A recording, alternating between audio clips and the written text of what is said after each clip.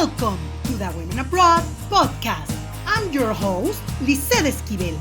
This show is part of the section Women Who Inspire, where you will learn stories and experiences of successful female expats from all over the world. They will share with us the secrets that nobody is willing to tell you about living overseas. Welcome to another episode of Women Abroad. My name is Lizet Esquivel, global editor at Welum.com. And today we have a different program, special program. As you know, we're always talk about cities or specific custom tradition of a city. But today, let's do something different. I want to show you a community, talk about community called Internations, that it's very important that you know more about this. And for this case, I have a special guest. Her name is Kathrin. She left her native Germany at the age of 19, initially only to study in the UK. After completing her BA in Literature and Mother Languages at University of Essex, which also led her to France for 9 months, and her MPhil in European Literature and Culture at the University of Cambridge. Oh my God, Cambridge. Amazing experience. She moved to London and worked as a multilingual editor and proofreader for a few years. Her wish to be closer to nature and to look for new career opportunities led her back to Munich, where she started working for Internations in 2010. She's responsible for corporate communication, brand strategy and engagement, and content production. So it's such a pleasure to talk to you, Kathrin. Thank you very much for being here today with us in Women Abroad.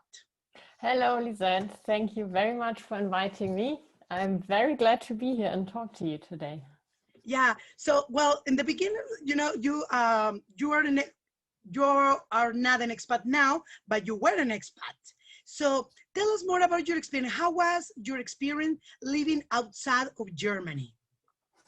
That's right. Yeah, I was an expat and I was fairly young when I became an expat for the first time. I just finished school, you know, I'd lived with my parents up until then, and then all of a sudden I was abroad in a different country. But of course, when you're young, you don't think about it like that much. So, you know, I think if I were to move abroad now, I would have more worries. But back then I just went for it. And I think, I mean, it was a great experience. In general, it was the first 5 years where as a student, which is a totally different setup than again, because it's kind of in between, you know, being a child and being a proper grown up.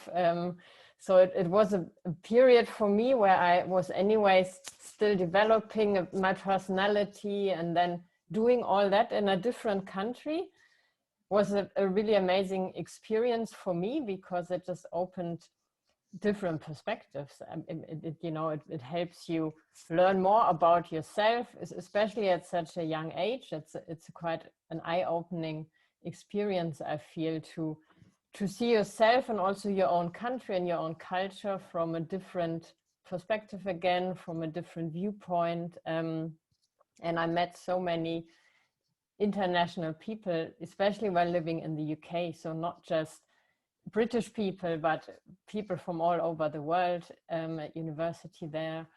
And it really influenced me. I think it made me the person I am today, really.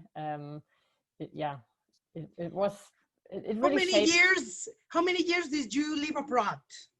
So altogether 10 years. So yeah, I left 10 years out of Germany. Wow. 10 years out of Germany, yeah. And at the time I moved back to Germany, I had spent 1/3 of my life actually living abroad. So that is quite a big chunk of of my life back then. So yeah. And for example, you study in one of the best universities in the world, you know, Cambridge. It's wow. So tell us a little bit about this. How how was your experience studying in such an amazing university with very prestigious, famous, all over the world? Tell us about this experience. Yeah, it was for me a bit intimidating, I have to say, because before that I was, I liked being at school. I found it interesting. I found it fairly easy in a way, and also at my first degree, my bachelor's degree, I really enjoyed it a lot, and I didn't have to work too hard. And then all of a sudden I came to Cambridge and I was surrounded by so many intimidatingly intelligent people, and I felt a bit out of place at first. I thought, oh my God, what am I doing here? Why am I here? But yeah, there again, I mean, looking back now, I think I could have made more of it, because it's such an amazing opportunity to meet, incredible people. And I was a little bit shy at the time, just because of the surroundings. I mean, no one ever made me feel inadequate or something. That was more like something inside me where I thought, this is a bit intimidating now. So the people were nice, not you did never felt discriminated for the people because you are from Germany. It's fine. No, it's such an international place, really. It's, of course, you have in your own head, you have sometimes, at least I had these barriers with, not English not being my native language. And then sometimes, even though I'd lived in England for a long time then already, I still sometimes felt a little bit, just not able to contribute as much as I would like to, just because I was not communicating in my native language, which maybe made the experience a bit more difficult than it could have been, but that wasn't something that was coming from outside. I think that was more like a barrier I had in my head, basically. Yeah, I think it's hard. One of the best universities in the world, and also in speaking and not in your mother tongue, it's complicated. The same happens with me and with this podcast. Most of the episodes are in Spanish because it's my mother tongue. I feel more comfortable speaking in Spanish, but also it's important, for have other type of audience to speak in another language. So it's intimidating in the beginning, but little by little you feel comfortable. Like in those cases. And for example, you live in England and France. What country did you like the most and why? That's a difficult question, because the experience was so different. I lived in England for a lot longer, so I had more time to settle in, to really get to know the people and the culture. And in France, I was very much in my little international student bubble, I have to say too. I'm a bit ashamed of that, but I didn't, because I knew I was only going to be there for 9 months. I knew I didn't make as much effort as I think I should have done to really connect with local people more and to really, get to know the culture better. So just because of that, I have to say I enjoyed my time in England more, because it was longer and it gave me more time to really open up to, the culture and the people, and to better. You were more used to that culture of England because you live more time there. It's obvious. But in case of France, maybe something that you remember that you like it a lot. For example, maybe the food, or something that you remember that said, "Wow, France," or the wine. No, the wine. Yes. No, I was living in Lyon, and I don't eat meat, and already back then I was a vegetarian, and although French cuisine is of course very famous, the cuisine in Lyon is very meat heavy, so I couldn't benefit from it as much as I wish. Well, the cheese, bread, and wine. You have options. France have the best cheeses in the world. So Cheese, Very cheese. true. I ate a lot of cheese and had a lot of wine. Definitely. Wow. No, but I liked it. It's a very beautiful city, Lyon. It really is. And everyone who has the opportunity to go, I would fully recommend it. You know, it's very pretty, and it's also very, there's a lot of cultural things going on there. Yeah. Yeah, I So, heard that they have a lot of museums, right? Museums, cultural places, exactly, yeah. but the food is And not so good. I didn't know that they eat a lot of meat. You know, I just, when I think in France, I think cheese, wine, bread, desserts, that's it. But not that it's so big in meat in this area. I don't know if all France, but in Lyon, yeah, in Lyon, I don't think it has changed. Back then, it certainly was a lot of sausages and a lot of, it's curious because you're from Germany, and you know Germany is very famous for the sausages and all the stuff that your food is not, it's kind of meat heavy, as you yes, mentioned, and you yes, are out of this. Wow, curious. It's curious that you're a yes. vegetarian being from Germany. Oh my gosh. I know, it's a bit strange. Kathrin, now let's talk about Internations, the company that you work for. Tell us what about Internation. What is it? What is Internations? Well, so Internations is a community for people who live abroad and or people who want to move abroad. And it's I can tell you a bit about the founding story. You know how it was Yeah. Tell us. founded and when, if you're interested. So so Internations was launched in 2007, and it was the idea of the two founders who are still our CEOs now, 14 years later. And the two of them first met while they were studying abroad, and then they both went off to pursue their careers in different countries and on different continents. And several years and many countries later, they met again and talked about their experiences abroad, and they realized that, you know, despite having lived in so many different places, there were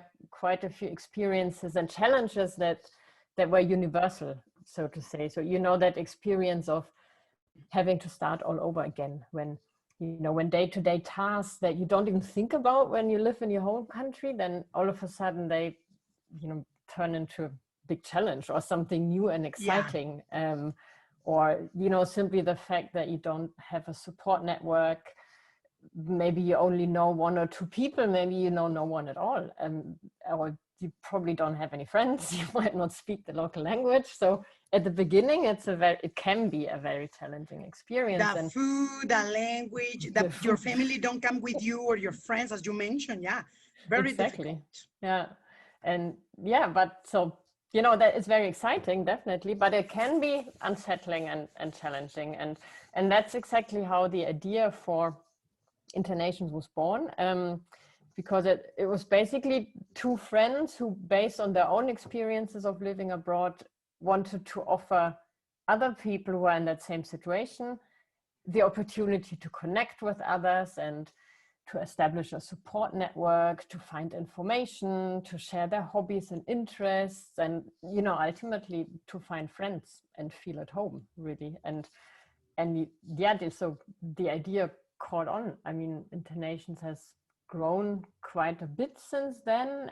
We have more than 4 million members and communities in 420 cities all around the world, you know, in all countries, really, from Albania to Zimbabwe, and everything in between, following the alphabet. So yeah, it's basically wherever you go, usually you can find an Internations community near you. And yeah, we hear beautiful stories from our members as well. So, you know, people who have met their best friends through our community, couples who met at an Internations event and share photos of their wedding with us. Wow. It's really rewarding when you see that. And do you remember? And for example, maybe there are hundreds of stories that you know, but maybe if you can remember one or two that are particular special for you or really touch you, because we're special. That because it'll be good for people who know more in detail on a specific story. We love stories, everybody loves stories. So maybe if you can tell us one or two that really were special for you, touch you, say, oh my gosh, I remember this story of love, this couple. I would be very interesting for our audience that you tell us. I can tell you one that's for me has personal significance because I know the people very well, and I first met them when I was living in France, in Lyon. I met this American girl who was living in the same house as I was, and we got on well, and then we went out together sometimes, and one evening we met her future husband together. So it's like a club I took her to, and he was working there, and that was all prior to internations, of course. But the beautiful thing is since then they've been together. They've lived in many different countries. They've lived in Germany. They've lived in the UK as well, in Scotland. And when they were living in Scotland and I was living in London, they sent me an invitation to Internations, to join Internations as a member. That was before I was working for Internations, of course. And ever since then, I have this connection to Internations and to them, because then they basically, wherever they moved, they were involved with Internations, and they started organizing events. They built the whole network of friends in all the different places they moved to. They always built their whole network of friends through Internations. And then I remember when their child was born, they sent us a picture, and we sent them a little how do you call them? A little bib is some, the thing that babies wear when they eat. Oh yeah. When they don't, when they are eating. Yeah. Exactly. I don't remember the name because I don't have kids.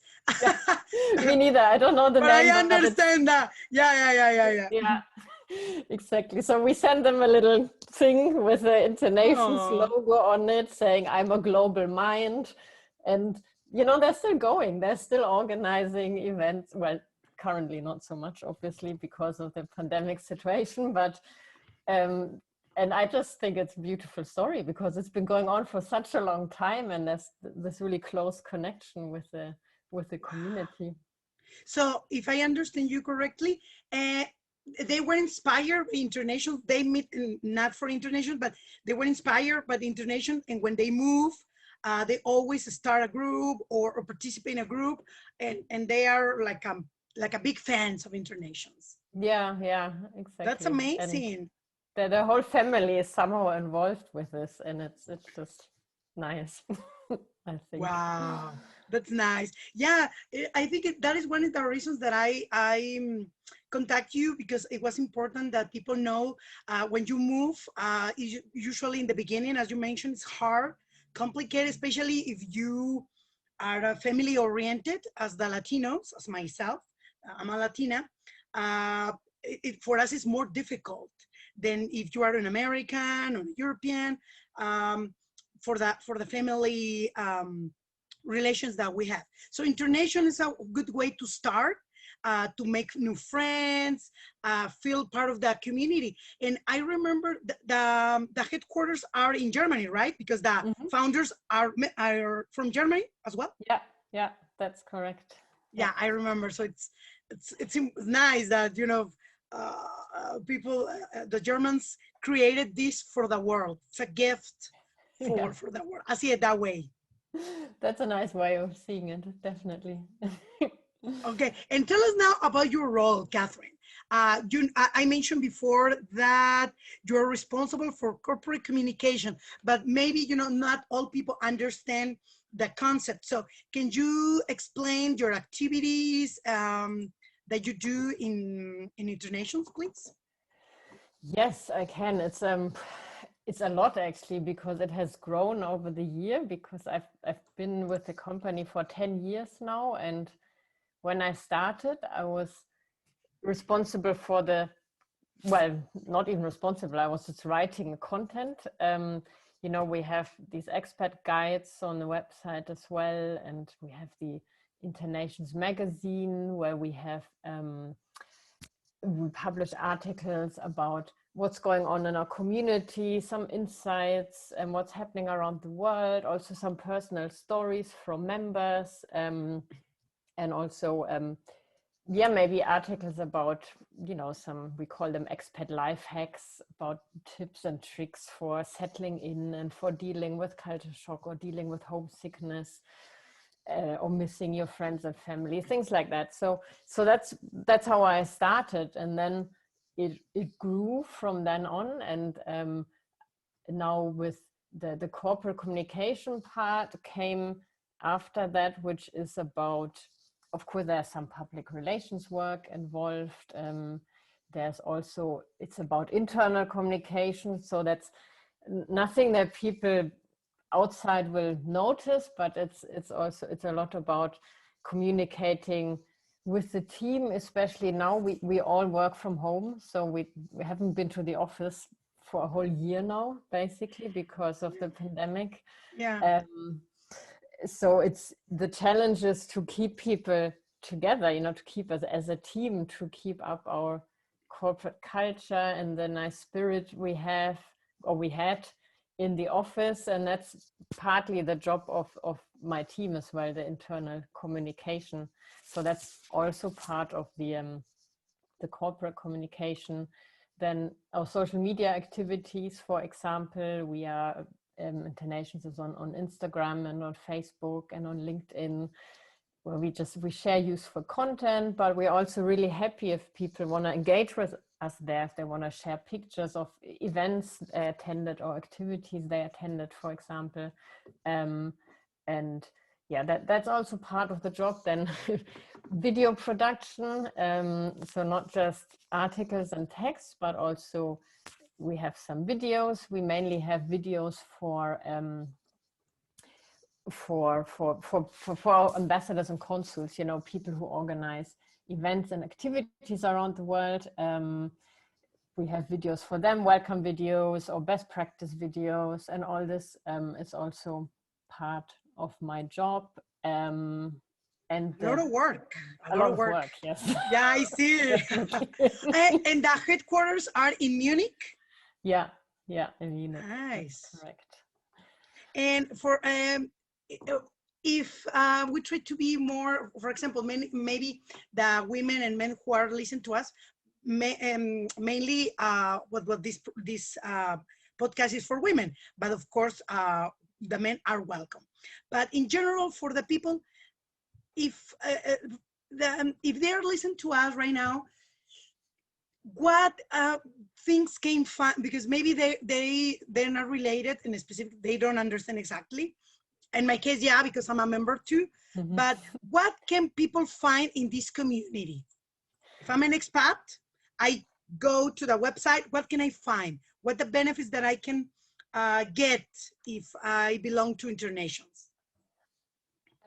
So yeah, so you can, the main thing is it's really about connecting with other international people. I think that's the main aim, that's the main benefit, and most often that's in the city you currently live in, but it can also be in a city you travel to frequently for work, for example, or in a city you're planning to move to. And so, yeah, so you can connect with people who are in a similar situation to you or have been in a similar situation and can therefore share valuable advice, for example. So that's one benefit. You can meet people. I mean, that's the biggest thing, is really to be able to meet people at our events. So we have big social events, and you will know them in popular venues that are organized, or you can meet them in smaller interest-based groups. So we basically have groups for everything, for every hobby or interest you can imagine, from arts and crafts to all types of sports, live music groups, business networking, meditation, mushroom hunting, you name it, really, it's all Hundreds, there. yeah. It depends on the country. You know, I've noticed that, for example, if you go to a community, even from the same country in a different city, because the international has for city. Now, for example, I live in Mexico. There is one group in Mexico City, another group in Guadalajara, where I left, and maybe in Monterrey, for example. That are the biggest cities. But and the groups in Guadalajara are not the same, the Mexico City, or the same in the USA. If you go to Washington, to New York, to Florida, it's, you know, it's different, right? Exactly, it's different. It really depends. It depends a bit on the local culture, and it depends very much on what the members in that city are interested in, because they are, these groups are opened by members. So it's not us who say, okay, let's have a football group and then we do it, but it's more like members want to meet and play football together. So we open a football group. So that's the way it works. And I think it's nice because, like, I imagine if I want to move abroad now, I'm really into cycling. I love cycling. It's my biggest hobby. And here, of course, I know people who to do it with. If I move to a new country now, I don't know anyone to do it with, but I want to continue doing what I love. So that's the nice thing, you know, you can just see there's probably a group for that on Internations. So I can join other people, get to know them, and at the same time do what I like doing. And I think that's really the biggest benefit. That's how you meet Connect, people. but also, Kathrin, tell us about the publications. As you mentioned before, the articles that are, I think that they're very useful, that the topics and the guides. I saw there are some guides, but I don't know exactly what it is, the guides. Tell us about the articles and the guides that you have. Yeah, so the guides, they are, it's like a tourist guide, but for expats, basically. So it's they've been around for many years, and they contain useful tips and information on more than, I don't know, 100 destinations. I think we cover. You know, it's about visa regulations for certain countries or things like that you need to know. Also how to find accommodation, what to watch out for. But also more general topics like about dealing with culture shock, moving abroad with family and kids, things like that. But the thing about the guides is we're actually in the process of migrating them to our new startup. I don't know if you've heard about it, Internations Go. It's a new platform we have, and it helps people organize their move abroad. So at Internations Go, we offer consultancy calls, for example, to, you know, help you find the right services for your move based on your individual needs. So maybe you need someone like an actual moving company, or maybe you need someone who helps you find accommodation in that city you're moving to, so you can book these services through Internations Go. And we think that the guides have a better place there, actually, because that's the moment when you need information. You know, when you're about to move somewhere, that's when you want to research all this information. So that's, yeah, they will be found on a different website in the future. So the name is Internations Go? Internations Go, exactly. Oh, yeah. I didn't know. So, but still you're working on it? So you're going to launch soon? Or it's already available? Live. It's already live, but just started. Of course, the pandemic made starting very difficult because not a lot of people were moving abroad in the last years. Difficult. Yes. No. So maybe that's also why you haven't heard of it, because there wasn't a big launch in that way, because it's a difficult time, of course, currently. But yeah, things are picking up. You also have I have seen some kind of discounts in airlines, different services, financial services. This is benefits for being part of the community, right? Yeah, we have a partner offers section, which is, it's a fairly new thing actually, because while we're currently working on expanding it. So the idea is to be able to offer our members special deals with other companies, which offer relevant services, like you said, maybe airlines, or I mean, we started with a special deal for premium members from Sixt Rent a Car. So you get special conditions for car rentals if you need one. And we're currently looking into getting more partners on board. So, you know, probably something related to language learning, maybe banking, accommodation, things that everyone needs, but also expats need very much at a certain point in their expat life. So that's, yeah, that's something we offer, and there will be more in the future. So this is just the beginning of that currently. Yeah, little by little. Now that you mentioned the memberships, well, I remember, I'm not sure, you tell us, there are two types of memberships. One that is basic, is for free, and the other that you have to pay. So tell us the difference between, well, what the benefits from the free one, and the benefits of the one who you need to pay, and what is the fee. This way that the people can see the differences between one and the other.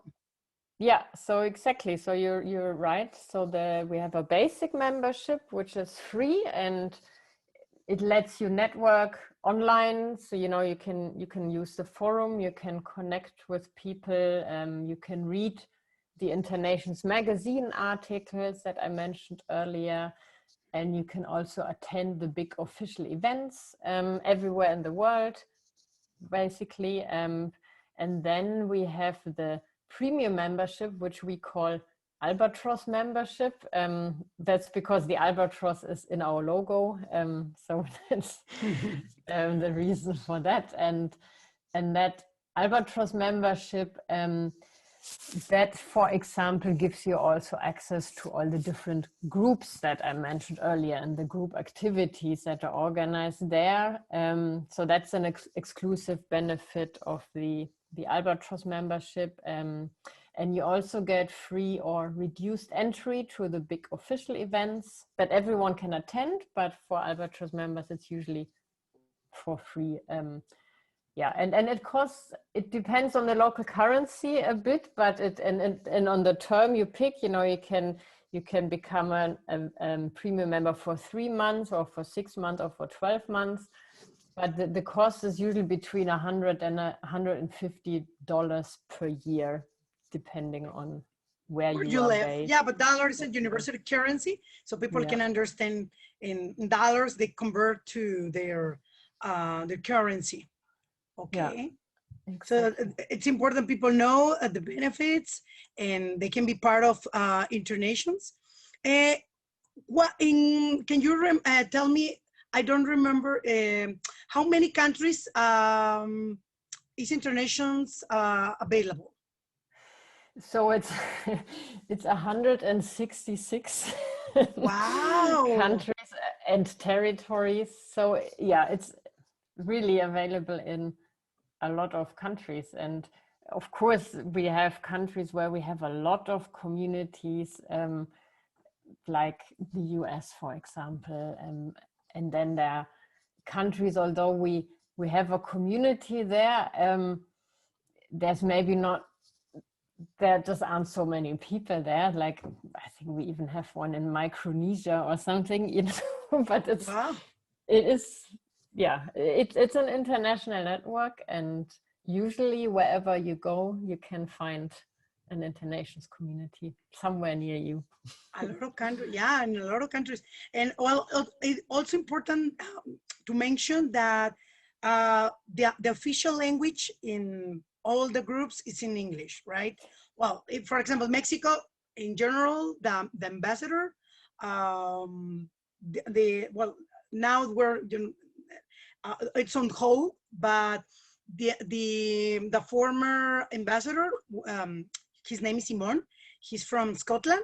So, but he speaks some Spanish. In general, no, it's very basic, or basically done. He doesn't speak Spanish. But the official languages in all the places is English, and of course, the people can speak in their language or whatever. But the communication with the, for example, with the headquarters, it's in English, right? All in Yeah, English. exactly. You're right. Yeah. So it's the official language, and we make a point of it that members communicate in English at the events and etc. to include everyone, because that's usually the language most people speak, at least a little bit, because we do have members from all around the world, and that was just the easiest way to ensure that everyone can communicate, at least, you know, to some extent. But what we do have is we have a lot of different language and culture groups. So even if you're based like here, like I am, for example, in Munich, we would also have a French language and culture group. We have a Spanish language and culture group, and then people meet explicitly to speak Spanish together or to speak French together. But it's in a special group, not in the Exactly. big event, right? Yeah, exactly. Yeah. Yeah, here is the same. Well, in the past, before COVID-19, here in Mexico, well, speaking in English in the general events, but there are some groups from French and from German. People love the German language here very much. Why? I don't know. I don't know. It's very difficult. Yeah. I don't like your language, so sorry. Sounds like, oh my gosh, no. I love French very much. I love English, obviously. But, you know, here is very popular French and German. Okay, So, interesting. That's good. Yeah, but yeah, that sounds I like a totally no. understand that you don't like German. It's fair enough. Even yourself, so no, I don't like my language. It depends on that, you know, and also it's extremely hard, Yes. you know, compared to other languages. Well, there are people who love or they have to. Well, here in Mexico, there are some companies who are that are part of the cluster from automotive cluster as Continental, that it's I think it's a German company. Yeah. So that's why some people are forced to learn the language. Okay, yeah. That's the why. But anyways, so Kathrin, do you know if there are some special groups for women? There are.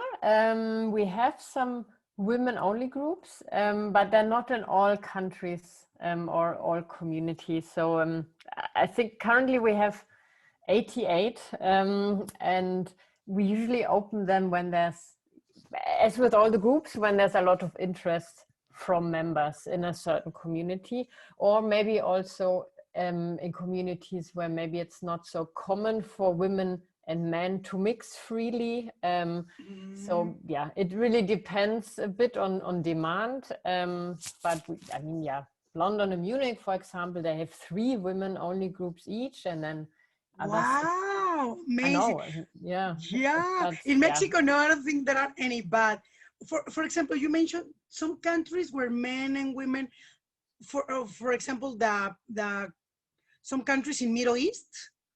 For example, yeah, I mean, we have, for example, in Riyadh, we have, I think we even have 2 women's only groups. So yeah, some, exactly. So in that cases, it's because the culture is, you know, it's not okay to mingle with women and men together. Yeah, exactly. Or at least for some sort of activities, like we have, like for example, sporty activities like yoga, they would be offered then in the women only group, because it's just not common, I think, for men and women, if they're not related, to do sports together, and you know. And the sweating, exactly. sweating, and you know, so the people have wear clothes that are very tight, and that can exactly. be Yeah. So in such cases, of course, it's common sense in a way. Oh, I didn't know that. Interesting to know. It's a variety of activities, groups, etc. So internations, I think it's a great option for the people who are moving and can foster that you have easier, life in your new home. So I think that people can join. And can you tell us where the people can find you, the social media, the website? Anyways, I will type it in Spotify. But anyways, if you can mention here, the people can contact you on social media, the website, whatever. Mm-hmm. So the website is just internations.org. And you can, you find all the information. There you can look at it, and then if you want to join, you just fill in a short registration form. And because you mentioned it earlier, it is one of the criteria is actually, so people need to speak English to a certain level, because we want to ensure this inclusivity on the platform, that everyone can communicate. So that's one of the criteria for people who want to join.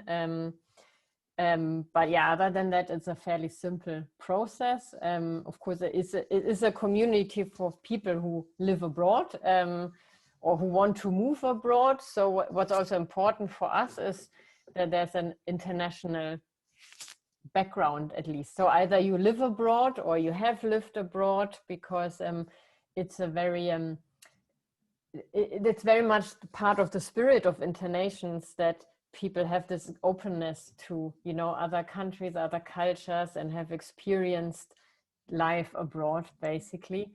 So that's also very important. But then, other than that, you just join, and you can also first check out our social media profiles. So on Facebook, we are as Internations, and also on Instagram, on Twitter, and on LinkedIn. You can find us. I think so the people can join and be part of this and mingle with interesting, fascinating people. In my case, I have met very nice people, and not always for friendship, but for business. For example, some time ago, I needed a lawyer for a situation that I had with an American visa. And the lawyer helped me with information, just some tips, and it was fascinating because I found him in Internations. Otherwise, it would be extremely difficult to find the lawyer who speaks perfect Spanish, English, and I think that it was a very good contact, and people from other activities, from all backgrounds. So it's very, very helpful, and it's a good opportunity, for people to expand the horizon and enjoy their new home. So Kathrin, thank you very much for your time and for sharing with us a little bit about Internations. Thank you so much, Lizet. I enjoyed talking to you very much. And I hope you continue to enjoy your Internations experience. Sure, of course, yeah. So see you in the next episode.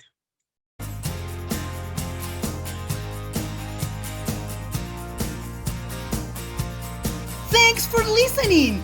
Visit our website www.welum.com section Women Inspire. And don't miss our next episode.